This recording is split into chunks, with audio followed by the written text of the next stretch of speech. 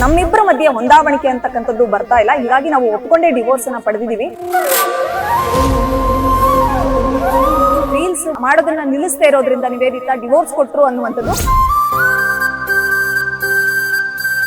ಮಗು ಬೇಡ ಅಂತ ಹೇಳ್ತಿದ್ರು ನಿವೇದಿತಾ, ಹೀಗಾಗಿ ಚಂದನ್ ಅವರು ಡಿವೋರ್ಸ್ ಅನ್ನ ಪಡೆದಿದ್ದಾರೆ ಅನ್ನುವಂತ ವಿಚಾರ ಇದೆ. ಚಂದನ್ ಶೆಟ್ಟಿ ಮತ್ತೆ ನಿವೇದಿತಾ ಗೌಡ ಬೇರೆ ಆಗೋದಕ್ಕೆ ಕಾರಣ ಕನ್ನಡ ಚಿತ್ರರಂಗದ ಒಬ್ಬ ಕಲಾವಿದರ ಹೆಸರು ಕೇಳಿ ಬರ್ತಿದೆ. ರ್ಯಾಪರ್ ಚಂದನ್ ಶೆಟ್ಟಿ ಹಾಗೂ ನಿವೇದಿತಾ ಗೌಡ ಅವರ ಡಿವೋರ್ಸ್ ವಿಚಾರವಾಗಿ ಒಂದು ಮಹತ್ವದ ಸುದ್ದಿಗೋಷ್ಠಿ ಇದೆ. ಅವರೇ ಖುದ್ದಾಗಿ ಒಂದು ಪ್ರೆಸ್ ಮೀಟ್ ಅನ್ನ ಆರ್ಗನೈಸ್ ಮಾಡಿರ್ತಕ್ಕಂಥದ್ದು. ಸೊ ನಾವು ಪರಸ್ಪರ ಪ್ರೀತಿಸಿ ಮದುವೆ ಆಗಿದ್ವಿ ನಿಜ, 4 ವರ್ಷಗಳ ಕಾಲ ಸುಖವಾಗಿ ಸಂಸಾರ ಮಾಡಿದ್ವಿ. ಆದ್ರೆ ಇವಾಗ ನಮ್ಮಿಬ್ಬರ ಮಧ್ಯೆ ಹೊಂದಾವಣಿಕೆ ಅಂತಕ್ಕಂಥದ್ದು ಬರ್ತಾ ಇಲ್ಲ, ಹೀಗಾಗಿ ನಾವು ಒಪ್ಕೊಂಡೇ ಡಿವೋರ್ಸ್ ಅನ್ನ ಪಡೆದಿದ್ದೀವಿ. ಸೊ ನಮ್ಮ ಒಂದು ಪ್ರೈವಸಿಯನ್ನ, ನಮ್ಮ ಒಂದು ರೆಸ್ಪೆಕ್ಟ್ ಮಾಡಿ ನಮ್ಮ ಪ್ರೈವಸಿನ ನಾವಿಬ್ರು ಬೇರೆ ಆಗಿದ್ದೀವಿ. ಹಾಗಂದು ಮಾತ್ರಕ್ಕೆ ನಮ್ಮ ಸ್ನೇಹ ಸಂಬಂಧ ಯಾವುದು ಕೂಡ ಇಲ್ಲಿಗೆ ನಾವು ಕಟ್ ಮಾಡ್ಕೊಳ್ಳಲ್ಲ, ನಾವು ಇಬ್ರು ಸ್ನೇಹಿತರಾಗಿರ್ತೀವಿ ಅನ್ನುವಂಥ ವಿಚಾರವನ್ನ ಅವರು ಸೋಷಿಯಲ್ ಮೀಡಿಯಾದ ಮೂಲಕ ತಿಳಿಸಿದ್ರು. ಆದ್ರೆ ಇವರಿಬ್ರು ಬೇರೆ ಆಗ್ಬಾರ್ದು ಅಂತಕ್ಕಂಥದ್ದು ಅವರ ಅಭಿಮಾನಿಗಳ ಆಸೆ ಆಗಿತ್ತು. ಆದ್ರೆ ಡಿವೋರ್ಸ್ ಯಾಕೆ ತಗೊಂಡ್ರು ಇವರಿಬ್ರು, ಅದು ಅವರ ವೈಯಕ್ತಿಕ ವಿಚಾರವಾದ್ರೂ ಕೂಡ ಸಾರ್ವಜನಿಕ ವಲಯದಲ್ಲಿ ಇವರು ಇರೋದ್ರಿಂದ ಸೊ ಒಂದಿಷ್ಟು ಅಭಿಮಾನಿಗಳಿಗೆ ಆಪ್ತರಿಗೆ ಇವರು ಆನ್ಸರ್ ಮಾಡ್ಲೇಬೇಕಾಗತ್ತೆ. ಹೀಗಾಗಿ ಒಂದು ಸುದ್ದಿಗೋಷ್ಠಿಯನ್ನ ಹಮ್ಮಿಕೊಂಡಿದ್ದಾರೆ. ಇವತ್ತು ಮಧ್ಯಾಹ್ನ 2 ಗಂಟೆಗೆ ಒಂದು ಮಹತ್ವದ ಸುದ್ದಿಗೋಷ್ಠಿ ಇದೆ.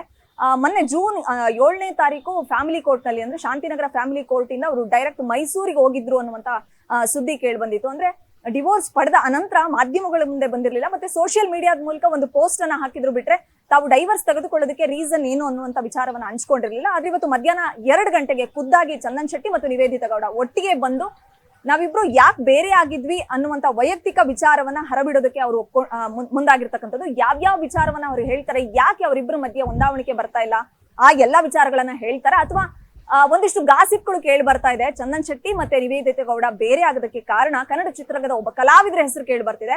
ಆ ಕಲಾವಿದ್ರು ಯಾರು, ನಿಜಕ್ಕೂ ಅವರ ಸಂಸಾರದಲ್ಲಿ ಉಳಿ ಹಿಂಡಿದ್ದು ಅದೇ ಕಲಾವಿದ್ರ, ಅಥವಾ ಬೇರೆ ಬೇರೆ ವಿಚಾರಗಳಿಗೆ ಇವರ ಮಧ್ಯೆ ವೈಮನಸ್ಸು ಅಥವಾ ಭಿನ್ನಾಭಿಪ್ರಾಯ, ಕಲಹ, ಕೌಟುಂಬಿಕ ಕಲಹ ಈ ತರ ಉಂಟಾಗ್ಲಿಕ್ಕೆ, ಅಂದ್ರೆ 4 ವರ್ಷ ಅಷ್ಟು ಮುದ್ದಾಗಿ ಸಂಸಾರದ ಮಾಡಿದವ್ರ ಮಧ್ಯೆ ಏಕ್ದಮ್ ಯಾಕೆ ಈ ತರದ ಒಂದು ಭಿನ್ನಾಭಿಪ್ರಾಯ ಬಂತು, ಆ ತರದ ವಿಚಾರಗಳಿಗೆ ಅವರು ಸ್ಪಷ್ಟನೆ ಕೊಡೋದಕ್ಕೆ ಸೊ ಇವತ್ತು 2 ಗಂಟೆಗೆ ಸುದ್ದಿಗೋಷ್ಠಿಯನ್ನು ಹಮ್ಮಿಕೊಂಡಿರ್ತಕ್ಕಂಥದ್ದು. ಇನ್ನೇನು ಕೆಲವೇ ಗಂಟೆಗಳಲ್ಲಿ ಚಂದನ್ ಶೆಟ್ಟಿ ಮತ್ತು ನಿವೇದಿತಾ ಗೌಡ ಪತ್ರಿಕಾಗೋಷ್ಠಿಗೆ ಆಗಮಿಸ್ಲಿಕ್ಕಿದ್ದಾರೆ. ಸೊ 3 ಸಿನಿಮಾಗಳಿದೆ ಅವ್ರ ಕೈಯಲ್ಲಿ. ಒಂದು ಸೂತ್ರಧಾರಿ, ವಿದ್ಯಾರ್ಥಿನಿಯರೇ, ಮತ್ತೆ ಕ್ಯಾಂಡಿ ಕ್ರಶ್ ಅಂತಕ್ಕಂಥ 3 ಸಿನಿಮಾಗಳು. 3 ಸಿನಿಮಾಗಳಿಗೂ ಕೂಡ ಎಫೆಕ್ಟ್ ಆಗ್ತಾ ಇದೆ ಒಂದು ಪರ್ಸನಲ್ ಲೈಫ್ ಇಂದ. ಶೂಟಿಂಗ್ ಬರ್ತಾ ಇಲ್ಲ. ಕ್ಯಾಂಡಿ ಕ್ರಶ್ ಸಿನಿಮಾದ ಶೂಟಿಂಗ್ ಬ್ಯಾಲೆನ್ಸ್ ಇದೆ.